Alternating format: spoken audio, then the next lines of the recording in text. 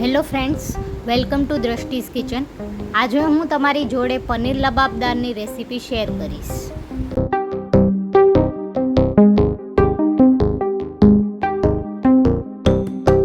અડધી ચમચી પહેલાં આપણે તેલ લેશું. એમાં 3 એલચી, 2 તજના નાના ટુકડા અને એક મોટું તમાલપત્ર નાખી દઈશું. એક નાની ચમચી જીરું નાખશું.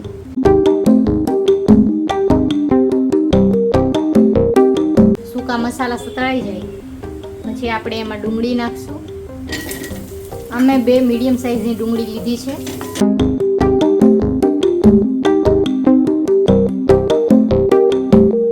ડુંગળી હવે થોડી ચડી ગઈ છે.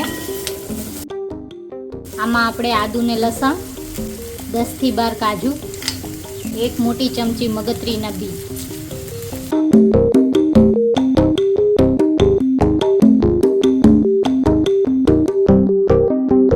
આમાં આપણે કાજુ ને મગજરીના બી જે નાખ્યા છે એનાથી ગ્રેવી થોડી જાડી અને મલાઈદાર બનશે. હવે આદુ લસણ ને કાજુ સતળાઈ ગયા છે. છેલ્લે આમાં આપણે ટમેટા નાખી દઈશું. આ મેં 2 મોટા ટમેટા લીધા છે. સ્વાદ અનુસાર નમક,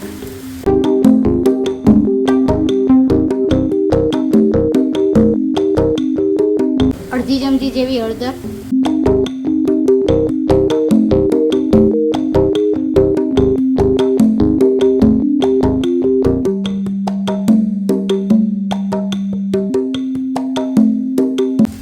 જુઓ ટમેટા હવે ચડી ગયા છે.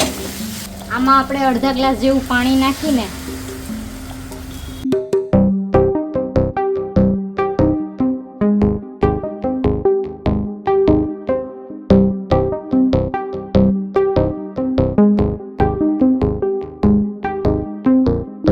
હવે આ પાકી ગયું છે. હવે આપણે ગેસ બંધ કરી દઈશું અને આને ઠંડુ થવા દઈશું અને પછી આની ગ્રેવી બનાવી લઈશું. આપણે 1 ચમચી તેલ લેશું. તેલમાં આપણે લાલ મરચું નાખી દઈશું અને પછી તરત ગ્રેવી નાખી દઈશું.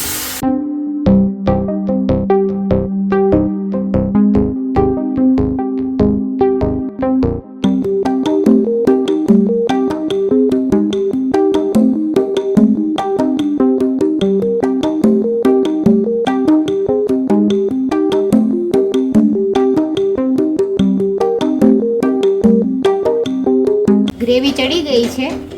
મેં તેલ ઓછું નાખ્યું છે એટલે તમને તેલ નહીં દેખાય, પણ આમ જુઓ તમે ગ્રેવી ચોંટવા માંડી છે, એનો મતલબ આ ચડી ગઈ છે.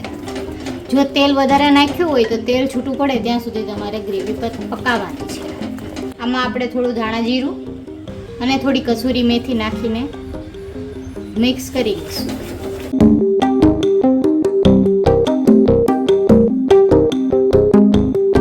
બધું મિક્સ થઈ ગયું છે. આમાં આપણે થોડું પાણી નાખી દઈશું. હવે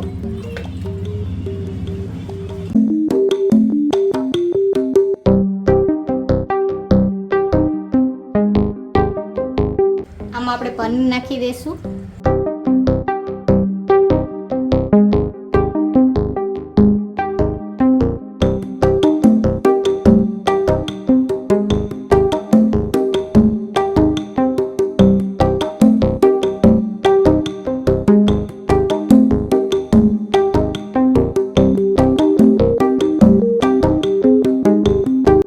આની ગ્રેવી થોડી સ્વીટ હોય તો મજા આવે એટલે હું 1 ચમચી જેવું આમાં મધ નાખીશ.